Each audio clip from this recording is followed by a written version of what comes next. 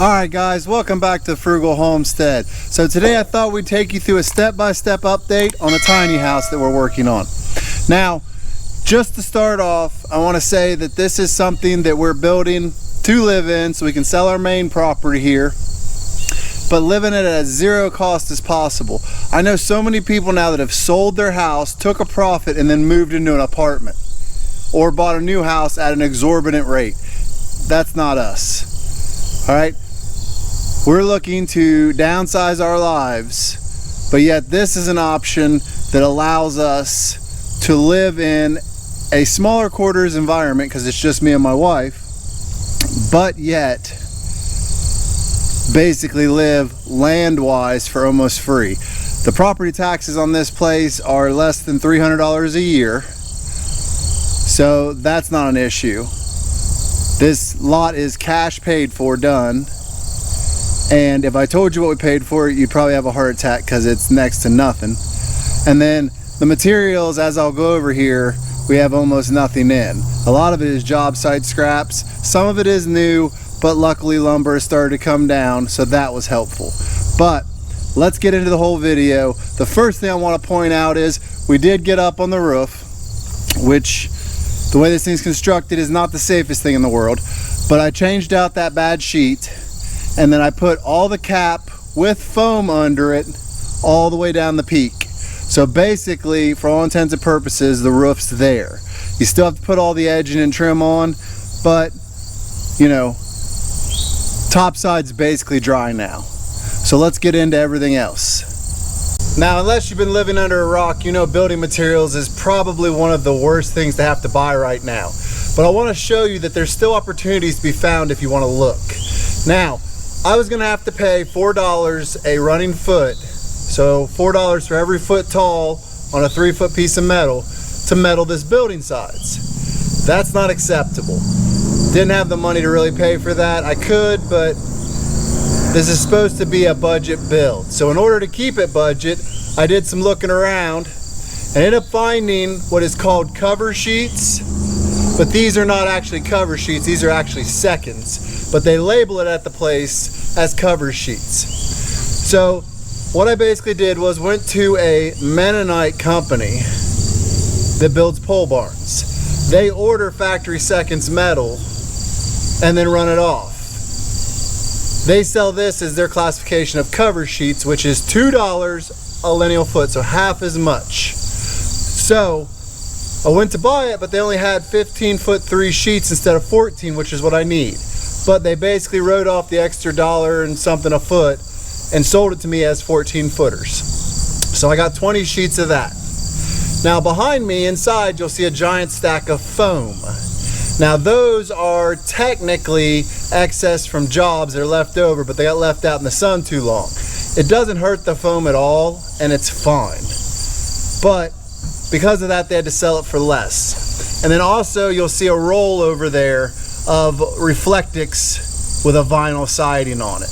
That's for the inside of pole barns. We're going to use that as a secondary layer to put behind the drywall to help cut down on moisture, as well as to trap an airspace in between the foam and the Reflectix to help with the R value. It doesn't seem like it would work when you think about it in your mind how insulation works, but you'd be surprised what some Reflectix can do. Now, that said, all of this stuff should have cost me going to Lowe's or Menards to buy it somewhere in the neighborhood of $3,000, because I also got a couple bags of screws, 10 strips of J-channel, metal J-channel, and a few other odds and ends, as well as the metal pieces to fix that bad sheet on the roof. I paid $1,200 for everything. And it was no longer of a drive from my house than it is to go to Lowe's. So I feel like the extra time I put forth to look was very much worthwhile. I actually found this company for a second time now because we had forgot about it. It's where we bought foam, used foam the last time. Missy found it, but we found it both times on Craigslist. So check Facebook Marketplace, check Craigslist, because there may be businesses that have what you need that'll fit the bill exactly for half or a third of the cost. So let's go take a look inside. So as I said, you have the metal, you have the jade channel, which I've already used some of this to put soffit up at the house. You got the roller reflectix that's vinyl backed on one side. Then you got all this foam. Those are going to go up on the walls inside here, back against the inside of the purlins. And then when we come out and stud this out, we're going to put the reflectix, which will leave an airspace here. And then on the outside, I think we're going to put plastic and put the metal on. So you have multiple layers. Now, for the design area here, you're on very limited room. Now out here, I'm getting ready to put the forms up, but this will all be formed in with the front door being there, and this will all be concrete. Since it's such a small area, we've decided we're going to fill this in, and this is going to be walking traffic only concrete, so it's only going to be about 2.5–3 inches thick. But we're going to hand mix this and pour this just because of everything we got going on. It's just easier for us to deal with that. We can do it on our schedule and not have to deal with getting a truck here. Now for the layout of the house, where you see the foam here, that's going to be our bedroom. And it will come to somewhere about here. So really, here to there, you know, big enough for a queen size bed, possibly a dresser and a TV at the end. That's about all it's going to fit in that room. We will put some higher up storage areas above it to use just to utilize the space. Now here, that's going to be a poured shower floor. Yes, it's extremely small, but we're in a tiny house, guys. Missy has a system figured out to use a USB powered shower system that you would use like your car camping. And that's how we will pump the water up, and then it will roll out to a gray water setup we'll go over more later. Here will be our composting toilet, and here will be our sink. Now there'll be a semi-wall right here, and then the rest of this area will just be a very tiny kitchenette. Now the refrigerator and freezer will be out there, so we don't have to worry about making room for those in here. Now I do have to figure out a way to put the washer in here because it will freeze. Now just to try and offset some questions I know I'm gonna have, this is gonna have a rainwater catchment system for water. I'll also be able to haul water in. There's just lots of options for us to get the water. That's not the problem. With a washing machine in these newer styles, you have to have pressure or it won't activate the washer. So I've got a 110 pump coming that will draw up 6 feet, and basically we're going to pressurize the system to the sink and to the washing machine. Like I said, the shower is going to be a separate unit to where it runs out of a bucket and it's a camping system. So we will show you guys all of that, and we will also show you guys how we're going to heat our water to do various things, because we are not putting a hot water heater in here. We're trying to make this system as easy as possible so that if we want to like shut it down and drain everything and leave for a couple weeks, that we can do that. Now, all those things will be updated in a future video so that you guys can understand exactly what we did. But for right now, I'm just trying to get the thing completed. Weather is not on our side. I'm also doubling down up at the house trying to get stuff done and put a foundation under it and get it ready to sell. So things are crazy, but let's continue on.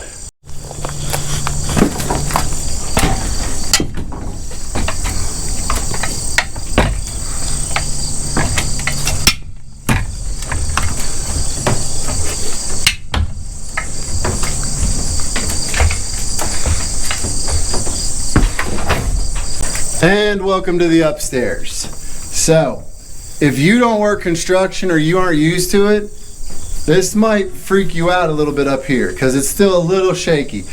Honestly, you have to understand this thing was not built to be a house.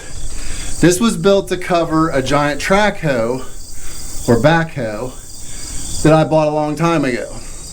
We ended up getting rid of it, and it just sat here. So I straightened the building, started patching it up, and now I'm turning it into a house. So bear with me here. Now, this is not a big area up here, but it is literally going to be our living room. So we'll have a window probably up there somewhere. I'll frame that in. And then here will be the TV. And then basically chair, couch, which our couch is basically a futon. And it just makes the area fill in nicely. Now we will have to do some progressive thinking because our dogs are very used to a lifestyle where they get a dog door. So either I got to put in like 3 or 4 dog doors and a little run for them or something. I haven't exactly figured that part out yet. But for space wise, this is a 14 by 10 space essentially for a living room. So not a tiny living room, a good place to spend your time. Obviously the bathroom downstairs, the kitchen downstairs, and the bedroom downstairs are small. But you have to understand how much time do you really spend in those rooms awake. So in the bedroom, I'm almost never in the bedroom awake. Well, I take that back. I'm in the bedroom awake a little bit, but not enough that I spend hours and hours and hours of my day in there like you would in your living room. So that combined with the fact that it costs more to plumb stuff upstairs with plumbing, so it's just more worthwhile to make the upstairs a living area where you have to do the minimal, which is basically electric, insulation, drywall, and you're basically done. Little carpet or flooring, you're good to go. All right guys, so somewhere here we're gonna have to do like a turnstile stairs to get down. Not exactly sure whether it's gonna be a 3-piece or a 2-piece where it comes up and then over to here, just because of the way the roof is pitched out to make room for a door. I don't want to have to make a custom door, I want to just buy one, but we won't be able to figure that out until this is all concreted in and we can figure out our heights and our rises, etc. Worst case, I'll split some logs and make treaders with log stairs if I have to.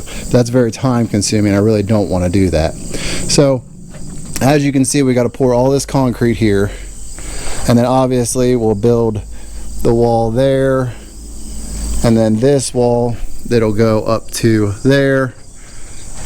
Wall this in, and it should give us a surface to work off of. Now on the outside of this wall, we haven't decided at the rakes here, the peaks, if we're gonna do metal or we're gonna do wood with some kind of siding or what we're gonna do. That may be an afterthought. I may just put 7/16 plywood out there and paint it and come back and deal with it at a later date, because I'll also have to deal with the trim up the rakes here. So as you can see, it's far from done. It needs a lot of work.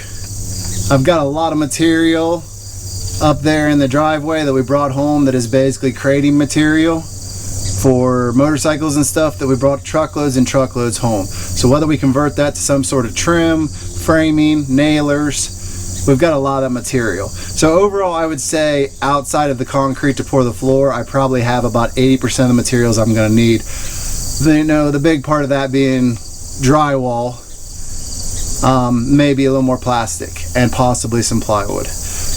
But for the most part, we got what we need.